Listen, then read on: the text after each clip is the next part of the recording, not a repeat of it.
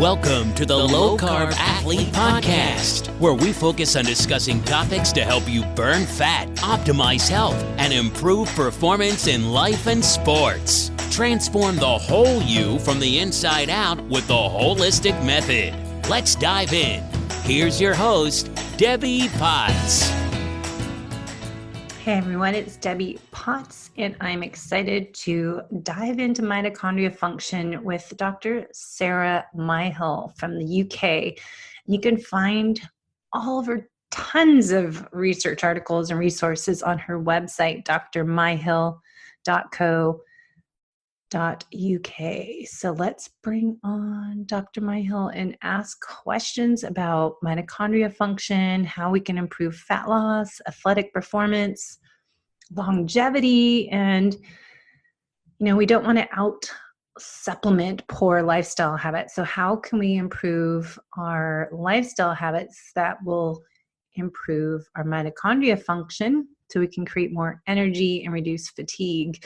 And also, I'm reading this book by Dr. Lee No. I'm almost done, and 40 more pages to go.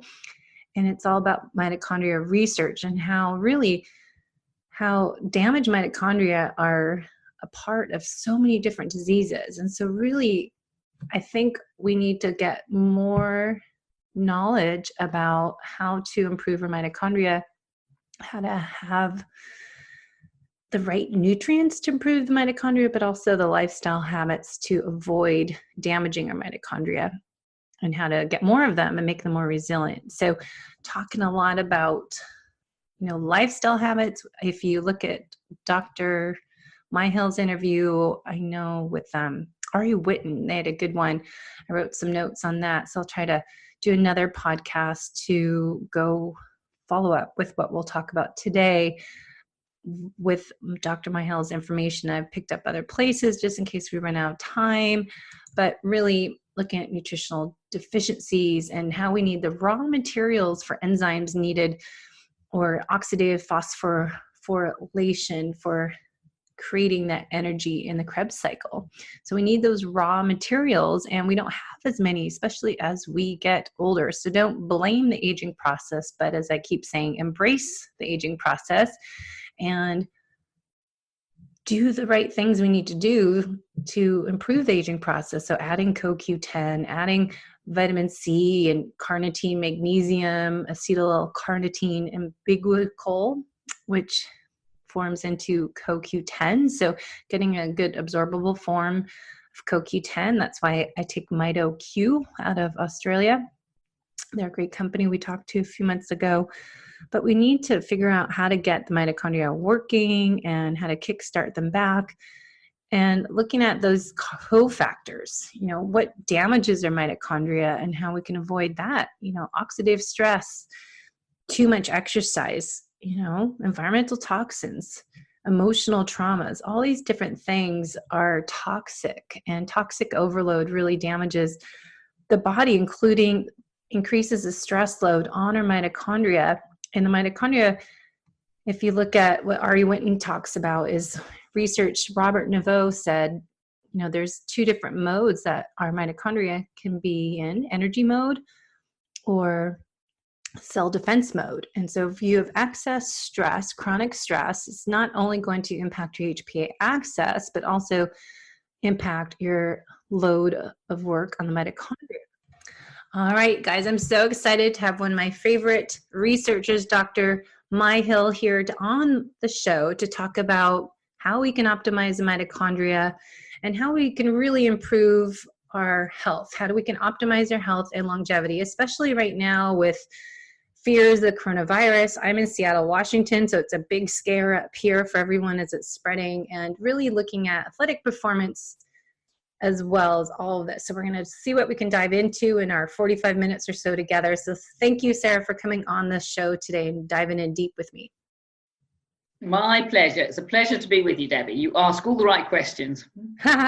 Good. Well, I've been reading all your stuff the last couple of years since I've been curious about mitochondria function for chronic fatigue and for athletes with supposed adrenal exhaustion that I had 8 years ago.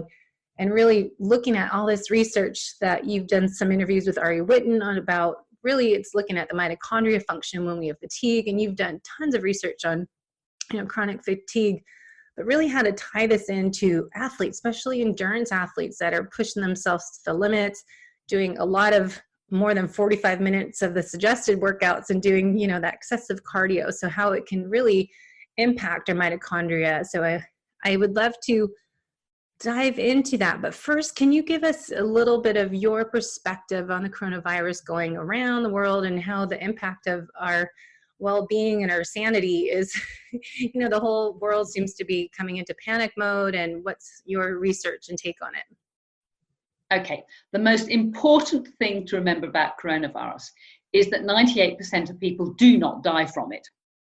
So we have to ask the question, what's the difference between those people that will die from it and those people that won't? And the answer is how good your immune system is. Mm-hmm. Now, the problem with Western lifestyles is they are eroding the quality of our immune system in many ways. But to have an immune system that works very well, it needs two important ingredients, if you like. First of all, the immune system needs the energy in order to be able to fight viral infections or bacterial infections or whatever. And that is all about mitochondria.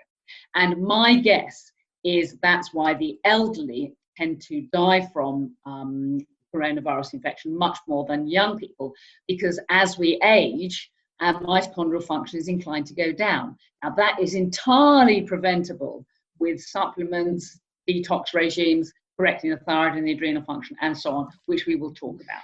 So that's the first point. For your immune system to work, you need a jolly good energy delivery mechanism.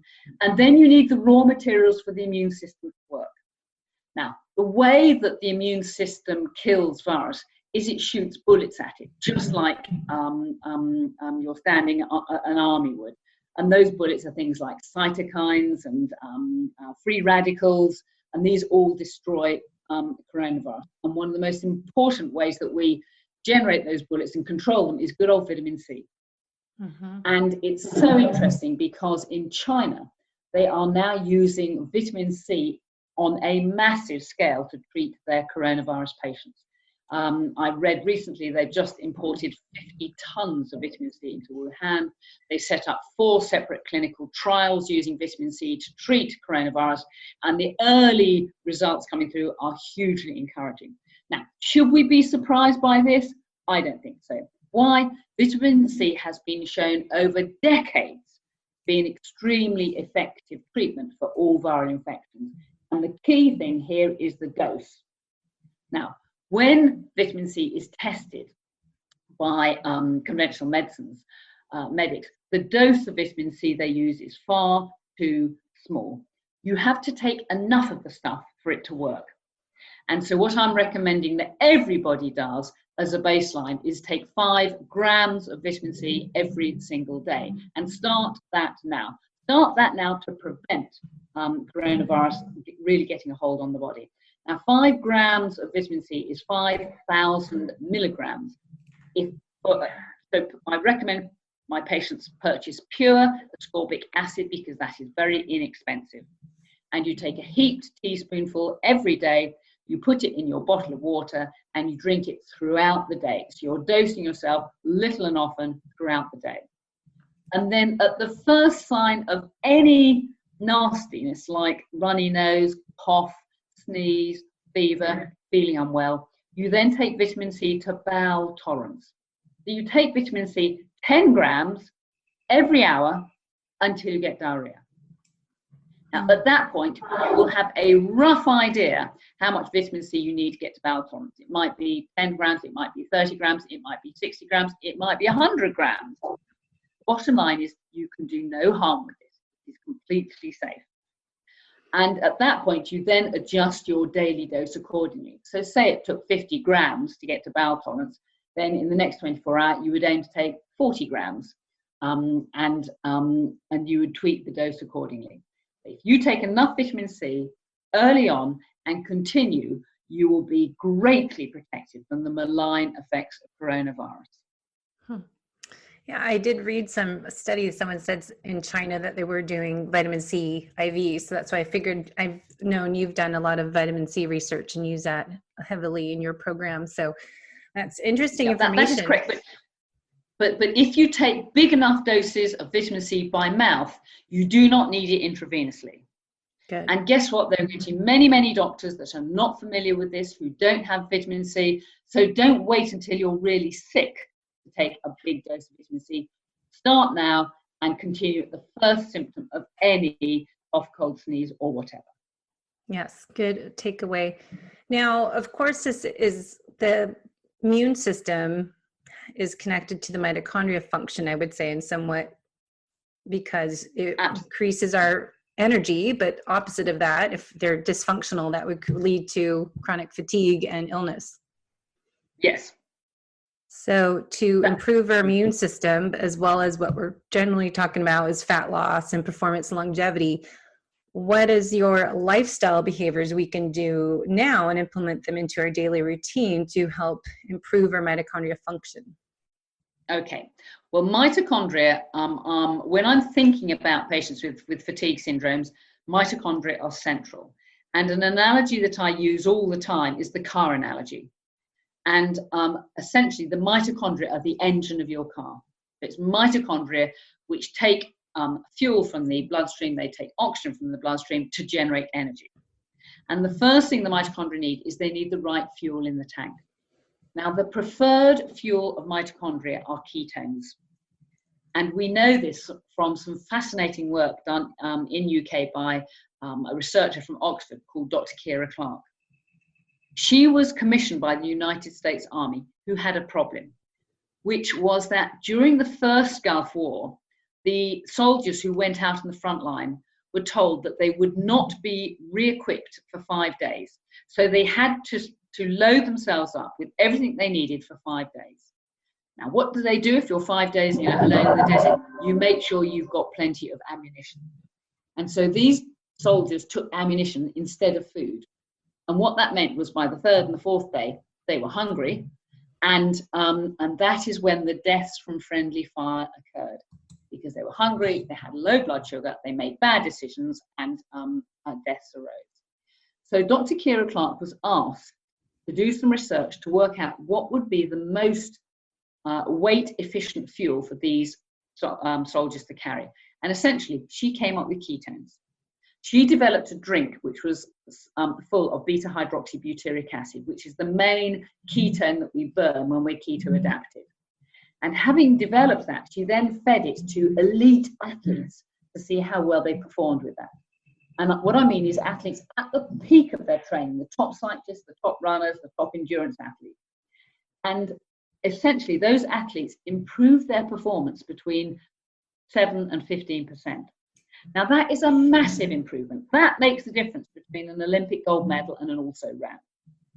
And the reason it improved performance is because two reasons. First of all, it is the preferred fuel of mitochondria. So the mitochondria function more efficiently when they're burning ketones. And the second point is these runners were no longer loaded up with carbohydrates. Now, if you are loaded up with carbohydrates, that is stored in the liver and muscle as glycogen. Glycogen has an osmotic pressure. It holds water. So for the same body, for the same power, the fat running on, the ketone running on athletes were carrying between 1 and 2 kilograms less water. So the power weight ratio is instantly improved. You're not lugging so much water around. So the starting point to improve mitochondrial function is a ketogenic diet. Then mitochondria might go slow because they are lacking the raw materials to generate energy. And I've now done over 1,000 mitochondrial function tests and measured the nutrients that are associated with that. And there are 5 deficiencies which come up time and time and time again.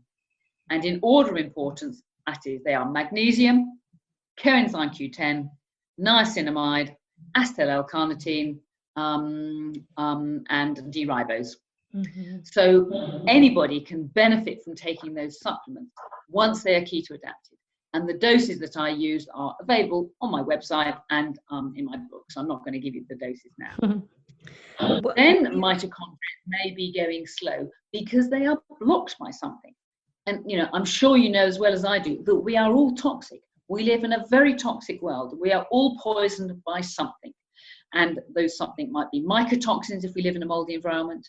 It might be heavy metals if we have received vaccinations or we have amalgam fillings in our teeth. It may be pesticides or volatile organic compounds if we can't access organic food, or we subject to spray drift, or we're occupationally exposed, or whatever. So the detox regimes, again, work very well. And again, there are details on my website of how to do those, but essentially you can either do heating regimes, such as sauning, sweating, just exercising and sweating and showering off will help you to detox. Taking nutritional supplements will help you to detox. So there are many ways, in this country call it, there are many ways you can skin a cat. There are many ways that we can detox, but we all need to do it simply because we live in a toxic world. And then, of course, mitochondria can go slow because the control mechanisms are not working. And again, using the car analogy, if the mitochondria are the engines of our car and the dart is the fuel that goes in the tank, it's the thyroid accelerator pedal that controls how fast the mitochondria go, and the adrenal gearbox that allows us to gear up in response to demand. So if a saber-toothed tiger jumps out at primitive man, you know, in the jungle thousands of years ago, he had to run the fastest mile he'd ever run in his life, otherwise he would become breakfast. And that would be achieved by a huge outpouring of stress hormones like adrenaline in order to allow him to do that. So balancing out all those four things can have massive impacts on our energy delivery mechanism. And that knocks on to any pathological process you care to mention. We know energy delivery mechanisms are involved in immune dysfunction, as we've already discussed. We also know that they're involved in heart disease, in diabetes, in dementia, in cancer. So if you improve your energy delivery mechanisms through mitochondria, as we have discussed, you greatly reduce your chances of those nasty pathologies manifesting in the long term. So so anything you can do to improve your mitochondrial function is going to be a massive bonus to your health in the short term and the long. Mm-hmm. What do you do to measure the mitochondria function? How do you test it? Well, I am very fortunate because I have access to a very specialist laboratory who has developed a test called ATP profiles. And technically, it's a very difficult test to do. As I speak, there is no other laboratory who can do mitochondrial function testing. So what we can do is we can test some of the parameters that are associated with mitochondrial function. So, for example, some laboratories can measure ATP levels, which gives us a little bit of a clue, but many can measure the levels of coenzyme Q10, the levels of vitamin B3, the levels of magnesium, the levels of acetyl L-carnitine, and that will give us all very good clues as to how good that person's mitochondrial function is. Mm-hmm. But a very good measure of it is how fit you are. And guess what? My chronic fatigue syndrome patients, can hardly walk 50 meters on the flat, and that alone tells me their mitochondria are awful. What if it's the opposite, though, that those endurance athletes, competitive, Ironman, marathon, trail running, doing all these ultra races, how does that impact our mitochondria? Because I always think of it as a Goldilocks effect, not too much of this, not too much of that, just the right amount that doesn't cause damage and become another source of chronic stress. Well, I don't see elite athletes. That is not my specialty. But to generate that power, you need mitochondria functioning efficiently and well, and that is what I am specialized in. But also you need lots of mitochondria. So our heart muscle, for example, 25% by weight is made up of mitochondria. And muscles, 20% by weight, is made up of mitochondria.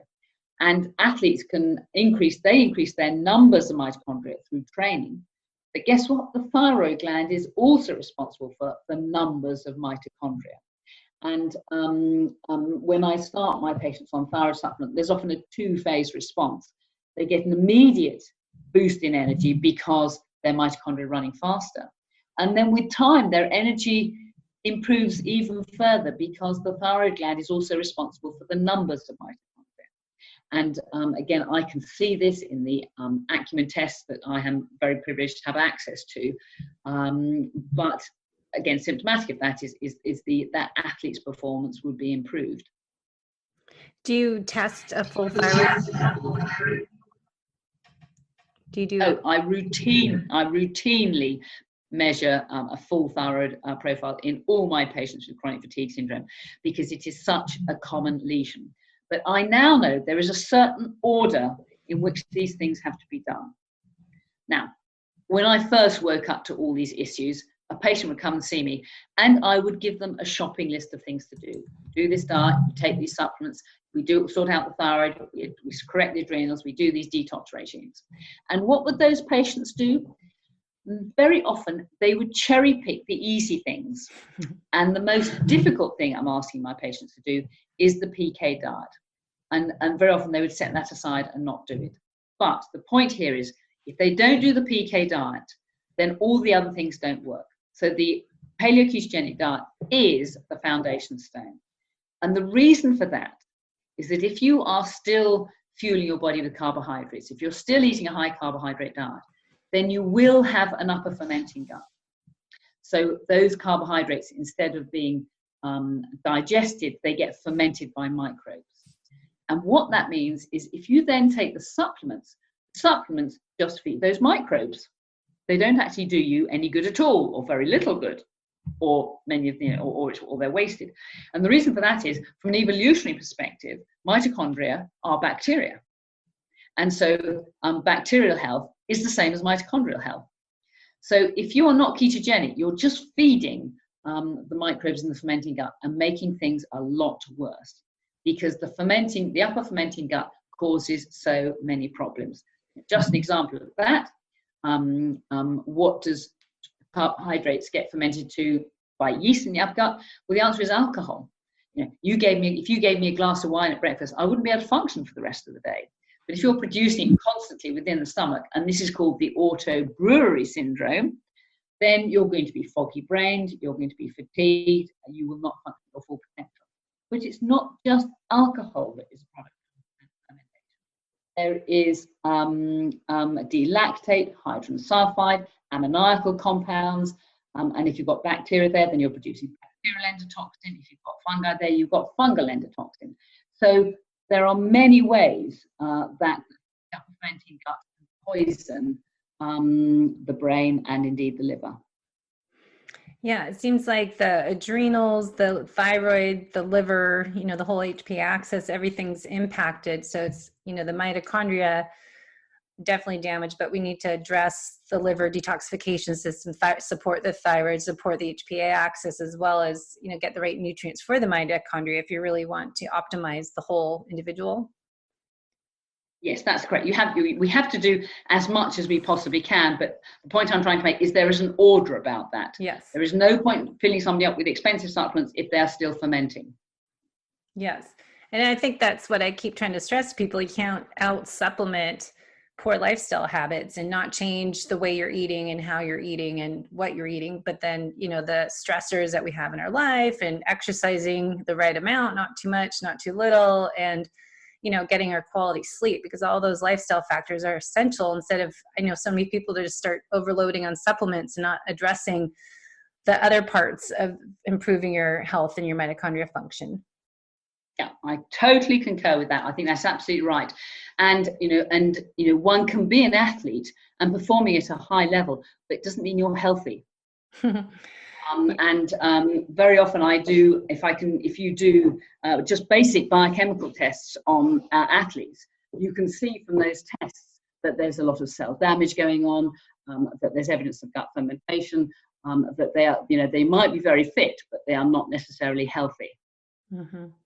I became a FDN practitioner last year, so I can start, incorporating FDN. We do functional lab testing with the nutritional therapy, and so it's really fascinating to me to, teach people or show them, because a lot of times people don't understand if, I'm fit, I'm working out, but they don't realize that, what's under the hood. Are you really healthy on the inside out? And so a lot of people don't really understand or see that or notice those red flags until they do lab testing. They need to see scientific data to go, look what's going on inside of you. They need proof. I agree. That is very helpful. And many people run their lives on addiction, as I call it. So, we can, in the short term, we can achieve great things on a sugar hit or a carbohydrate hit or caffeine or with uppers and downers. But performance is not all. It's what's going on underneath the hood, as you put it, is absolutely critical. And if I have people who are getting through their lives on addiction, they're using uppers to get through the day and downers in the evening, that is a very unhealthy state of affairs and will be a prelude to more serious pathology. So that kind of connects with my next question is, what are some signs and symptoms of mitochondrial dysfunction for, just anyone, not necessarily, you see people with extreme situations, but there's generally, overall sense of fatigue, but what are some other things that we might not be aware that are related to mitochondrial function or dysfunction? Well, just where you've got poor energy delivery mechanisms, the first place it manifests is in the body and the brain. So if you've got poor energy delivery to the brain, then people find they're not sharp, they don't problem solve very well, they tend to procrastinate and postpone jobs. Maybe they have low mood, depression, or anxiety.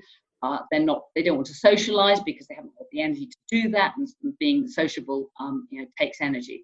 So you get the brain symptoms of just being a bit flat, and then you get the physical symptoms of people. They dread Monday mornings. They're pushing themselves to get through the day. They just want to crash out when they get back from work and chill out, put their feet up. They're looking forward to their bed. They're needing to sleep over at weekends. Just very obvious things that you and I know of everyday life, and we just call it we're tired. Mm-hmm. And you compare yourself with others and you think, well, other people like that aren't tired. Why am I like that? And that might be a very simple early symptom that energy delivery mechanisms are not right, and that all starts with mitochondria. So just normal stuff. I mean, we have a saying in this country called TATT, tired all the time. And people used to go to their GPs with this symptom, well, I'm tired all the time. They don't bother going anymore because they know the GPs aren't going to be very helpful. But in the 1990s, when I was in general practice, it was the most common reason for attending a general practitioner. That person was tired all the time and they didn't know why. And the problem with medicine in this country, as I'm sure is the same in America, is that doctors are more interested in symptom suppression with medication rather than looking at the underlying mechanisms of why somebody has that symptom. So now, in this country, you go to your doctor with a headache and you're going to get given paracetamol. You go to your doctor with arthritis and you're going to get given non-steroidal anti-inflammatories. They are not asking the question, why does that person have a headache? Why does that person have arthritis? But the fundamental underlying mechanisms are all exactly the same. It's all about poor energy delivery, it's all about allergy, inflammatory processes, toxic stress, and so on. So it's all about asking the question why, as I'm sure you're very aware. That's why I love kind of starting to focus on building my new business of just being a health detective and helping people figure out that why, instead of just putting a Band-Aid on a problem or treating a symptom, because that's exactly what happens here. People have anxiety, so now they're on anxiety medication. And, it's funny when you look at all their labs and you correlate the data with their symptoms, like, well, there's a reason for that. Let's figure out, where it's coming from. And it's accumulation of things, not just one thing. So it's working on treating the whole person, not just one thing specific. So it's kind of fun to see and show people, hey, it's not just taking antidepressants. Absolutely. And I love the detective analogy that you mentioned, because that's what we should be. We should be detectives. And the point here is that we have symptoms for very good reasons, because symptoms protect us from ourselves. I mean, if people didn't feel tired at the end of the day, they wouldn't sleep. And nobody's gone 10 days with no sleep at all. It's the same with fatigue. Fatigue is the symptom we have when our ability to provide energy declines and the energy gap, as I call it, narrows. The point here being is that if our energy demands exceed energy delivery, then we drop dead. We drop dead because the heart can't work, it has no energy. The brain can't work, it has no energy. So the brain gives us these very nasty symptoms as that energy gap narrows, because if it narrows so much that it goes the other way, we die. So symptoms are our clues. Symptoms are the clues that the detectives are looking for to ascertain the cause. And to come in with symptom-suppressing medication, it's like walking all over a crime scene and trashing those clues, because suddenly the clues are gone and we don't know which way to go. So that detective analogy is good, and we all need to be our own detective. And the job of a doctor comes from the Latin docere, to teach. We have to teach our patients to recognize those symptoms and ask the question why, because those patients are going to be the best motivated to find out what is actually going on. True. So I know that doctors don't work on nutrition, and I know you have the PK diet and you're doing more research on a ketogenic diet. Are you finding it to be a strict ketogenic diet all the time, or more that combination of paleo keto and, cyclical keto? What's your take on? Well, there are two elements to the paleo ketogenic diet. The paleo bit means you cut out grains and dairy products. And the reason for that is they are not evolutionary correct foods. Dairy products are nature intended for young mammals. If young mammals don't grow very quickly, then they get predated. So all dairy products contain growth promoters. And, growth promotion is just one step away from cancer. So we are the only mammal species which has dairy products after weaning, and it is not good for us. We know they increase our risk of heart disease. We know they increase our risk of cancer. We know they increase our risk of osteoporosis. So dairy products are definitely out. The trouble with grains, of course, is they're very allergenic. Gluten is a major problem for reasons of allergy and maybe hormonal mimicry, but they're high in carbohydrates, and therefore they don't square with a ketogenic diet. So paleo ketogenic is the starting point. Now, these days, I monitor my patients using breath ketone meters. It's a very easy way to show that you're in ketosis. So one such meter will maybe cost about 30 quid, but you can get as many tests as you like using that ketone meter. Because different people get into ketosis at different levels. And initially, there's maybe a week of keto flu, or when the body is switching from running on carbohydrates to running on ketones. And once you're there, you will be blowing ketones into your breath meter, and it'd be very obvious that you're in ketosis.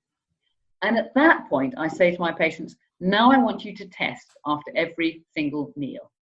Because once you're in ketosis, you can take some liberties with carbohydrates and remain in ketosis. So if you're exercising more than most, then it's much easier to get into ketosis, for example. So the diet then actually becomes a lot easier because, as I say, you can take risks and see. Now, people always ask me, what do I eat? And, I normally have a good old-fashioned fry-up for breakfast, eggs, bacon. There's a paleo bread I use with some vegan butter maybe, and that sustains me for the day. And then my evening meal is a good meal. And yes, maybe I will have some vegan cheese. Very often I have a large bowl of berries, with coconut milk for my pudding. Maybe I'll have a few root vegetables. But at the end of the meal, I'm still in ketosis. I'm still blowing ketones. So with that keto meter, you may well find that you can get away with more than you otherwise thought you could. So that has been a very useful addition. And any amount of ketones will do. Because if there are carbohydrates available, the body will always burn those preferentially. So if you're in ketosis, it means that you are running on fat, you're fueling your body with fat and fiber and ketone. So that's been a useful addition to my regime. Some people say if you measured by blood, 0.1 is good versus people would always say 0.5 to 3.0 for nutritional ketosis. But even if you're showing, 0.1 to 0.4 is still showing that you're burning some ketones. Yeah, that's my view. Any amount of ketones will do. And these days I don't tend to do blood ketone tests, partly because they're quite expensive. It costs £1 for just one keto strip. And guess what? I'm a wimp. I don't like pricking my finger. It hurts. I'd much rather blow into a ketone meter, and I think that works just as well.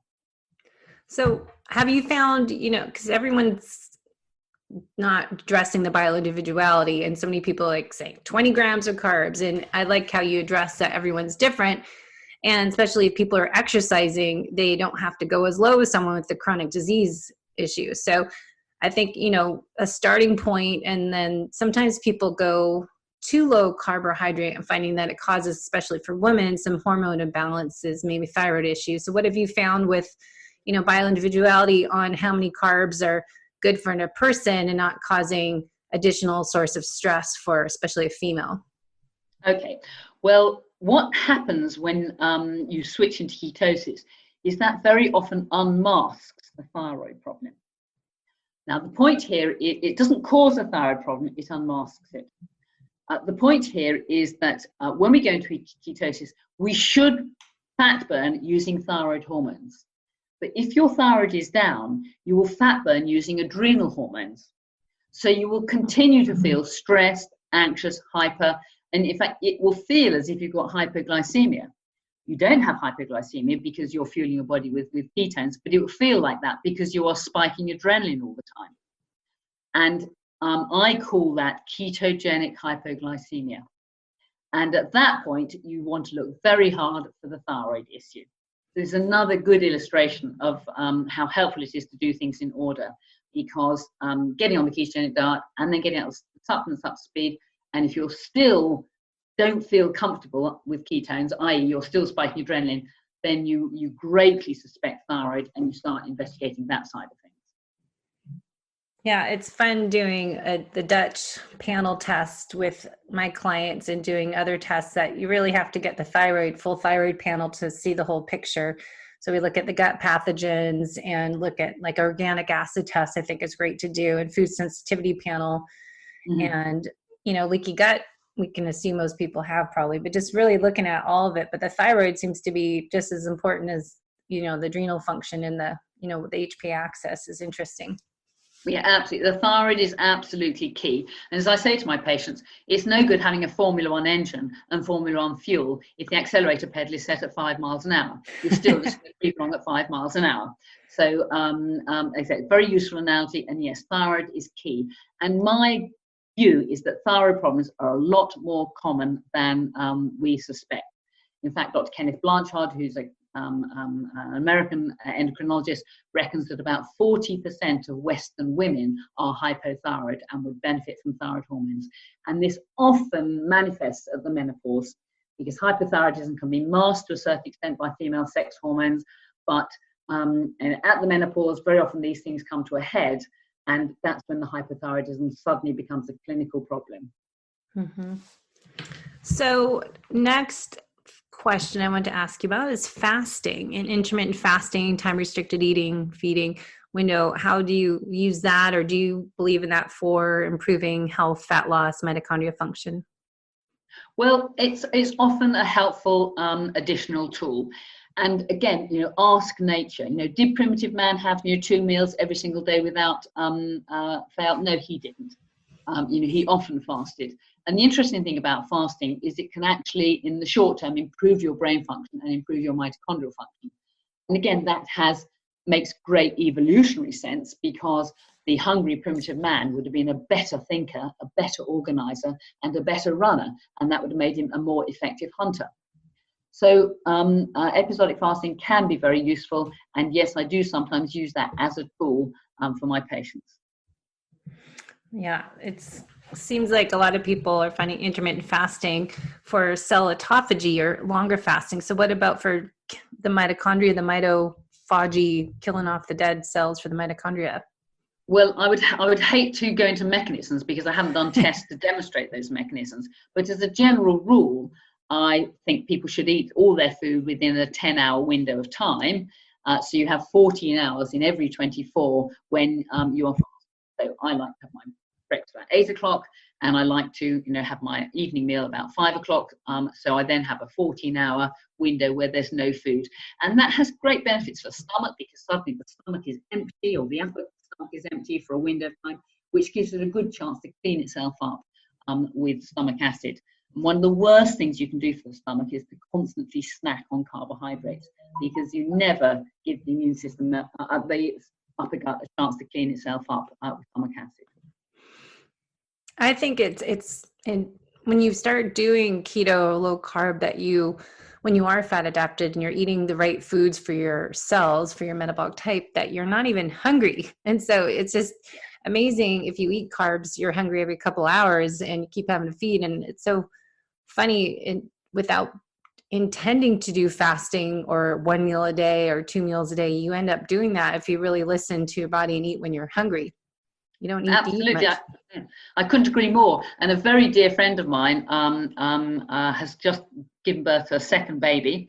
Her first child, little Bob's, was born in August, so she's now 18 months old. And Michelle, throughout her pregnancy and breastfeeding and weaning Bob's, stayed paleo ketogenic throughout for herself and her baby. Now, the result of that is baby Bob's has never had a burp, a posset, a vomit in her life. Why? Because she's never had a fermenting gut, because she's never had a carbohydrate. And the second point is because she's running on ketones, she never gets hungry. And she now sleeps 13 hours every single night to the minute, and has done that since 3 months of age. Wow. So that's great. Moms should want that. So yeah, absolutely. Moms hear that. So, baby, she eats very well. Her birthday cake for her first baby was a meat faggot with a candle on it. And having blown the candle out, she then stuffed down this meat faggot that was made up of meat and onions and garlic and ginger. And she absolutely loves that. Her favorite food is avocado pear. She loves nut butters. She eats meat. Her treat will be a stick of broccoli. She's a great eater, and she's a very healthy little girl. So do you do more of keto carnivores yourself or with some clients to experiment with that? Because I know a lot of people are doing the nose to tail kind of ancestral diet with more organ meat. Well, what I do, my job is not to micromanage what all my patients eat. My job is to give them, as I call it, the rules of the game and the tools of the trade so they can sort themselves out. Perfect. And yes, I do have one or two, but it really is one or two who just eat meat and feel extremely well. And when I do their tests, they're all pretty normal. I have read about people who do raw paleo. I don't have a patient who does that, but it's horses for courses. We are all very different. And as I say, it's a little bit like playing cricket. I know you don't play cricket in your country, but in cricket, we have the rules of the game. Every cricketer plays differently and is recognisable for that. All batsmen bat differently, all bowlers bowl differently. And it's exactly the same with the diet. People have to fashion the way they play the game within those rules, and they can do very well. So any differences between male and females with their macronutrient ratios? Because that's always a big thing of, females versus men. And Dr. Stacy Sims says, women are not small men. And so we have to sometimes, depending on our menstrual cycle, eat more carbohydrates. And have you ever looked into any of that research? Well, I don't think that there is much difference. The basic, again, whenever you have a difficult question like that, go back to nature, go back to evolution. Yeah. And primitive woman ate much the same as primitive man, is my guess. They just ate what was available. And the body is enormously adaptable, and it can change in response to demand. And, we can eat a whole range of different foods, but still end up with a perfectly healthy body. So a paleo diet for an Australian Aborigine may be very different from a paleo diet from an Inuit Indian, but they are both extremely healthy people. And I think that is the point. We have the most incredible metabolism and biochemistry that we can cope with a huge range of foods and be perfectly healthy. Yes, I totally love looking into the ancestral background and really doing a bioindividuality assessment with a client to figure out what is their best ratio, as long as they're balancing the blood sugar and you're teaching the body to burn fat and ketones. But, it's interesting when you look at, okay, where's your ancestry background from? Like I'm from Northern European, the UK, and it's 65%. And it says, type O blood diet, and it all kind of makes sense for my body. I feel better when I eat higher protein intake, and I feel fuller, longer, and satisfied, and energy and mood and all that's good. So it's just kind of interesting how you can individualize how you eat based on all this information and intuitive knowledge as well. Yeah, I would go with the intuitive knowledge and the response to the diet. And remember, what we should also be doing is we should be changing our diet through the seasons. Yes. And, as you know, the gut microbiome is absolutely essential for our good health. And my guess, and at this stage it is only a guess, is that each microbe has its own specialist food. And when that food comes along, the numbers build up very quickly and that microbe flourish. And when that food is gone, it dies back down again to live to survive another day. It goes back to sleep, if you like. So our microbiome is going to be changing all the time according to the seasons and the different foods that we consume. And what we do know is that the number of different microbes in the gut determines our health. So the greater the variety of microbes you can have in your microbiome, the better your health. And my guess is that diversity of microbes in the gut is going to be determined by the diversity of foods that we eat. So I think people should eat as many different foods as they possibly can as they come into season for the best possible gut health. Yeah, I think a lot of people get confused if they should have vegetables. Are vegetables good, like bad, and the lectins and their carbs and starchy carbs and which ones to have, and so it's, again, individualize it, but eat in season, local, organic, and do what your ancestors would eat too, what you're saying. So vegetables, are you a big vegetable person, or do you find people say they're necessary for fiber for the gut? What's your knowledge? Yeah, I'm great. I don't think you can eat too many vegetables. I'm very lucky. I'm a keen gardener, so I've got a garden that's absolutely groaning with vegetables, and they are a substantial part of my evening meal.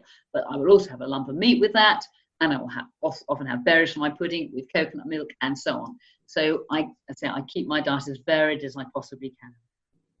Good. So lastly, just kind of review your mitochondrial stack, and you have a bunch of supplements on your website and your PK diet on the website. People can get the book, and your bread that you have a great recipe for, the PK bread. Anything else we can send people to get more information and figure out what supplements to get? And if you go, you should sell your own mitochondrial cocktail. That's not my style, but because the main rate limiting step for my patients is the affordability of all this, the cost of all this, and that's why I try to prioritize things and recommend the sort of supplements that are affordable to everybody. So, for example, I don't tend to go for liposomals because they're much more expensive than raw glutathione or vitamin C, and I know those things work perfectly well. So my advice to anybody is start off with the diet and do it as well as you possibly can until you are in ketosis. And at that point, your body will then make the most of any supplements that you take, because instead of those supplements feeding the microbes in your upper gut, they're then feeding you. And then you really have a chance to heal and repair.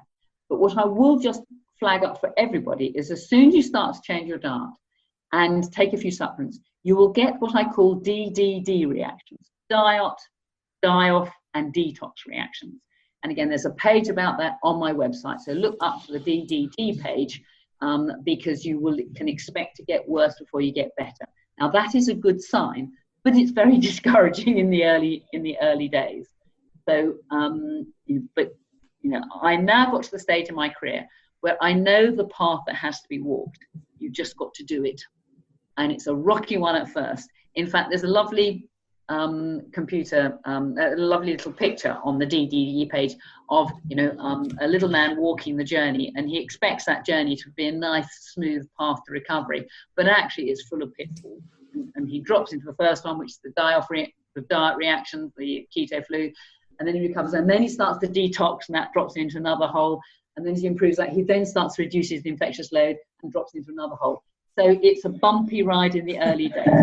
You just got to stick. That's great. Good analogy. That is true, because people expect it to be easy, and if they don't, I always think, expect the worst, prepare for the worst mentally, that then it'll be easy. And if you don't think anything's gonna be off, you might quit and give up and go back to eating carbs because it's simple. I know. But the key thing to remember here, and this helps a lot of my patients, is remember that carbohydrates are addictive. So instead of carbohydrates, see cocaine. And you ask yourself, would I like a dose of cocaine now? Oh, yes, I'd love one. It'll give me energy. But is it going to do me harm? Yes, it's going to do me harm. And that's a very useful kind of mental tool to use, that you're giving into your addiction. If you get hungry and you go for a sugar snap, or you go for a bowl of fruit or a sweet drink or anything, you are just knocking yourself right back to square one again with addiction. Carbs are addictive. Think that, and that will help you walk the road. I had a great picture someone shared in a seminar at Nutritional Therapy Association conference 2 weeks ago. And it was a picture of the brain, cocaine on the brain and sugar on the brain. And they were exactly the same. I also remember seeing a study that had been done in New York that came to the conclusion that cupcakes were more addictive than cocaine. I would think so, with the icing on top. Exactly. And of course, the trouble with carbohydrates is they are socially acceptable and cheap and easy to get hold of. So that makes the whole addiction business, a million times worse. Yeah, it is. I always think of if I lived in Italy, where we're just watching a movie in Italy and we always want to go live there part-time when we retire. And I was thinking, how do you do keto when you're in Italy with all that good bread and croissants and baked goods and pasta? It's like, you must have to, I don't know. That's just cocaine in lots of different shapes and forms. I know. It's like, how do you do it when you live there? It's funny. So it's better to go live in the UK and up north. So thank you so much for your time today. And I love reading all your information and your research on your website. And I'll put everything in the show notes. Do you have anything else you want me to add in there? You can. I don't think so. You've done a great job and asked all the right questions. And I hope that this has helped and made sense to your listeners. Yeah, it's greatly connecting with what I'm just finishing up Dr. Lee No's book, Mitochondria. And he did mention your name in there to look up your website. So you had a shout out in the book. Thank you very much. But keep up what you're doing. I appreciate everything you're doing to help create impact in the world on your mitochondria function and chronic fatigue. So I appreciate your research and your time and passion. My pleasure. Thank you for thinking. Thanks for listening to the Low Carb Athlete Podcast. If you have any questions, feedback, or topic suggestions, let us know on Facebook or at debbiepotts.net. You can help us to continue to grow by leaving a review on iTunes. Thanks again, and we'll see you next time.